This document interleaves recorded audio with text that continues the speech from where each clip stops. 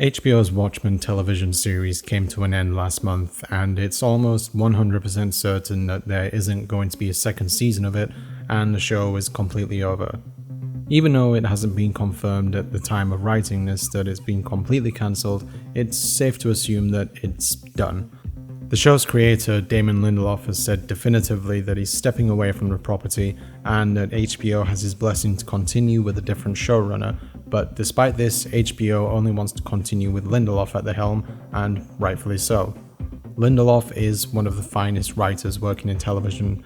He previously wrote The Leftovers, which is arguably one of the greatest and most underwatched TV series ever made, and Lost, which, despite its decline in quality, it was still some of the most extraordinary and unique television ever produced. The original creator of Watchmen, Alan Moore, is notoriously opposed to all his work being applied for screen, but he allows it nonetheless. There was a Watchmen film adaptation directed by Zack Snyder, released in 2009 to a tepid response, but as much as it pains me to say, I can't really fault him for it. It's a long 12-chapter comic series filled with important details on every page. To cram all that into a 3.5-hour runtime was nigh on impossible, and it didn't help that he's also a bad director. When it was announced that HBO's Watchmen wasn't going to be another adaptation of the comics but a continuation, personally I was a little skeptical. I would have loved to have seen one of my favourite showrunners adapting one of my favourite graphic novels, especially since no one had really done it justice, but I still had faith that Lindelof could get it right, and unsurprisingly, he nailed it. It took place in an alternate version of the current year, and despite Adrian Veidt dropping his giant space squid to avert a nuclear catastrophe and forcing an alliance between warring countries, the world still lives in perpetual fear. America's history of hatred still exists, and the effects are still being felt. Despite the differences in modern history, Watchmen parallels our own world, both politically and economically. The 7th Cavalry is a group based upon the ideology of Rorschach, each member donning a mask similar to his, and much like him, their views are binary, puritanical, and authoritarian, but taken to an extreme.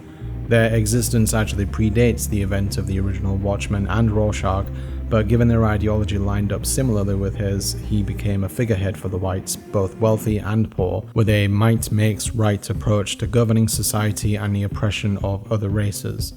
The tagline for HBO's Watchmen is "Nothing ever ends," which the series is sure to make clear from the very beginning. Vigilantes still exist, the police aren't trusted, racism is alive and well, Dr. Manhattan is still being considered a god, politics have barely changed, people live in fear of catastrophic events happening again, like the space squid, the wealthiest people in the world still have too much power, and economic disparity still exists. The more things change, the more they stay the same. The world of Watchmen may be very different from ours, but the series and the original comic make it very clear that even with these changes in the course of history and the existence of a literal living god, the world isn't very different because people are people. So even though Watchmen claims nothing ever ends, why should it end after only just one season and 9 episodes? Well, to put it simply, it's done. If you think of HBO's Watchmen as a series of comics, then much like the original, it had a story to tell and it did it extremely well, each episode kind of being the equivalent to an issue of a comic.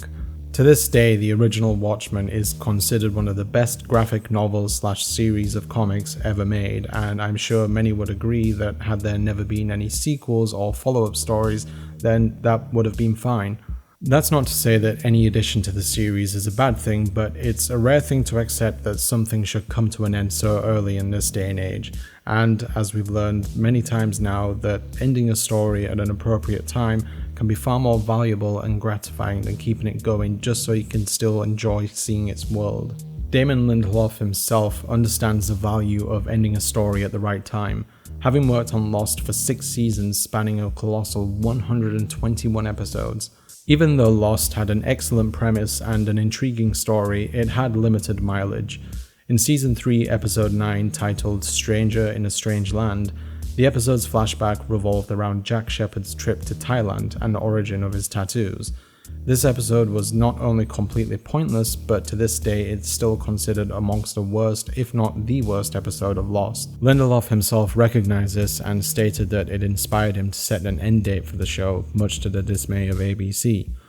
After Lost came to an end, Lindelof created The Leftovers, based on the book by Tom Perrotta, and unlike Lost, The Leftovers wasted no time in telling its story. It lasted for 3 seasons and 28 episodes. Every detail in its story was relevant to the plot, never once meandering to tell unnecessary side stories, and each season had major changes in themes and even locations. A little side note, if you haven't seen The Leftovers, go watch it. Seriously, it's incredible, and unlike Lost, it actually answers most of its mysteries. A show doesn't necessarily have to have a short run to be great though. As dramas go, Breaking Bad and The Wire both had 5 seasons. The latter had a 60 episode run, each one so integral to the plot that if you missed an episode you can easily lose track of what's happening. Better Call Saul is about to start its 5th season with the final 6 on the way, and Mr. Robot just came to an end after a 45 episode run. On the other hand, you can have a situation like Game of Thrones, which ran for 8 seasons and 73 episodes. By the latter half of its run, the show began its gradual decline and eventually plummeted in quality, leading to it having what's considered one of the worst series finales of all time. Dexter suffered a similar fate, having also ran 8 seasons and peaking at the end of season 4. The show only got worse as it went on and also ranks alongside Game of Thrones as having one of the worst finales. I'll never forget you, Lumberjack Dexter. Just think about it for a moment. Game of Thrones was a cultural phenomenon for years. Practically everyone was talking about it. Every Monday, people at work and school would be discussing last night's episode. I personally wasn't. I didn't like the show, shoot me. But thanks to the horrendous reception of the last season, it destroyed all of its goodwill, and the only thing people really talk about in regards to it now is how badly it ended. I think it's fair to say that some shows are simply a victim of their own success. In one of my previous videos, I discussed what happened to The Office and how it ran out of steam by the time it reached its 6th season. It also happened to be a wildly successful show as well. Television networks will almost always want to keep a successful show going for as long as possible. It's supply and demand. So long as there's an audience that still wants to watch it, they'll keep making more episodes, even if critical reception drops. Otherwise, they only tend to get cancelled once ratings drop too much and the actors become too expensive. The thing is, television dramas, comedies, etc., they're all a creative endeavor. They take a tremendous amount of collective effort and imagination just to keep going and remain consistently good. So at this point, I think we have to ask ourselves, is it better to burn out than it is to fade away, much like Neil Young claims it is? Well, it depends on how strong the flame burns, I guess. There's no way of knowing whether Watchmen would have continued to achieve the level of greatness it set out in its first and only season, but it might not be worth finding out. I don't need to point out the irony in Watchmen's tagline being "nothing ever ends," but much like the original comic, what it had to say in its short amount of time was a great, well-rounded story that had a lot of love for its source material. It had some excellent new characters and seamlessly integrated the ones from the original without ever feeling self-indulgent or overly referential. Arguably most importantly is that it felt like it fitted into the canon of the original story without desperately trying to do so. They made some extremely bold choices, such as making radical changes with Hooded Justice, a character that wasn't thoroughly explored in the comics and ended up becoming possibly one of the most interesting figures in the series. They also made a very bold choice to show what happened to Dr. Manhattan after the original comic ended, and in that respect, it handled those choices well, and Watchmen nailed it. Lindelof nailed it. As for the actual meaning behind Nothing Ever Ends, it wasn't wrong. The story had vigilantes, authoritarians, bigots, corrupt people in power such as the white supremacist Senator Joe Keene and the ultra-wealthy Lady True, the world's first trillionaire, who were both vying for more power much like Ozymandias did in the original. Because of these reasons, you might think, well, what was the point if they're just going to retread old themes?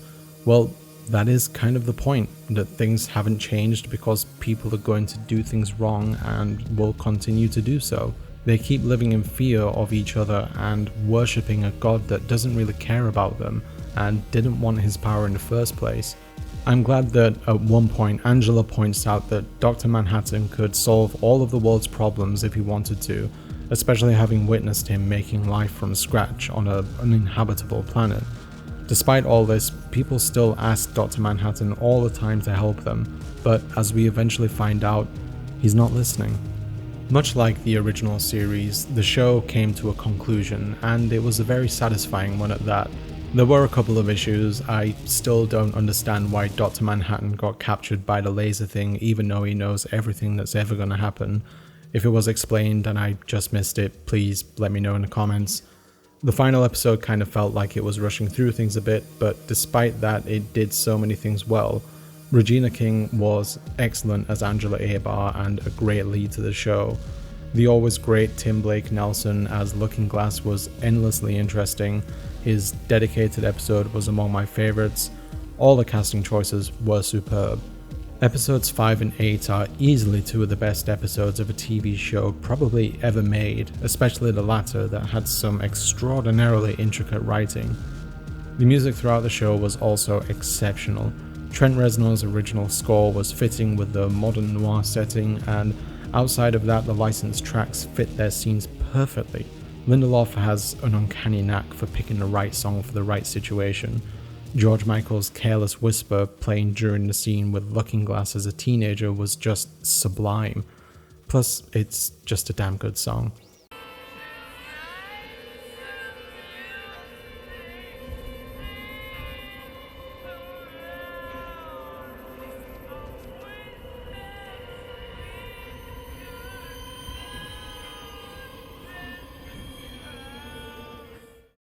It's absolutely fine that Watchmen is now over, or at least it's over at the time of writing this. Maybe if they do make another season with a different showrunner, I'll make another video talking about it.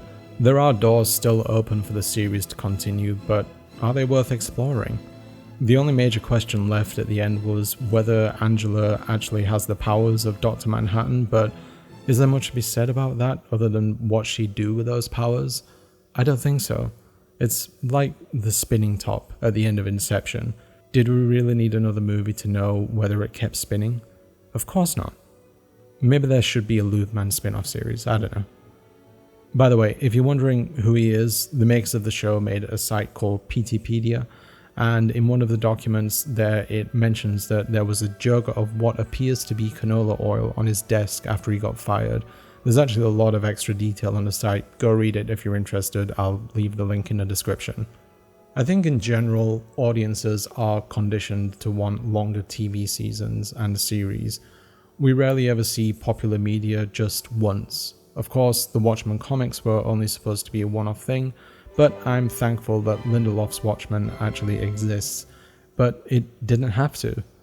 Look at how many movie trilogies we see now. Like, any movie that gross over $1 billion is guaranteed to end up as a trilogy. People are obsessed with trilogy, and that's how you know there's probably going to be a World War III one of these days. I'm sure that in the future, someone will try to expand upon Watchmen once again, and if it's anywhere near as good as this TV series or the comic, it'll be a small miracle itself. But otherwise, it's okay that it's over for now. And it's okay that this chapter has come to a close, and it's okay if we don't see these fantastic new characters again. Every piece of media is its own special case. Sometimes a handful of seasons is great, sometimes it isn't, and in some rare cases, one season with a very short run is more than enough, even if there is potential of going on longer. Too much of a good thing is bad for you. Is it better to eat a gigantic bag of Hershey's chocolate in one sitting, or a handful of exquisitely made chocolate truffles? I know what I'd want, and I think at this point, we all know the consequences of overindulgence, and we should pay better attention to when our stomachs are full.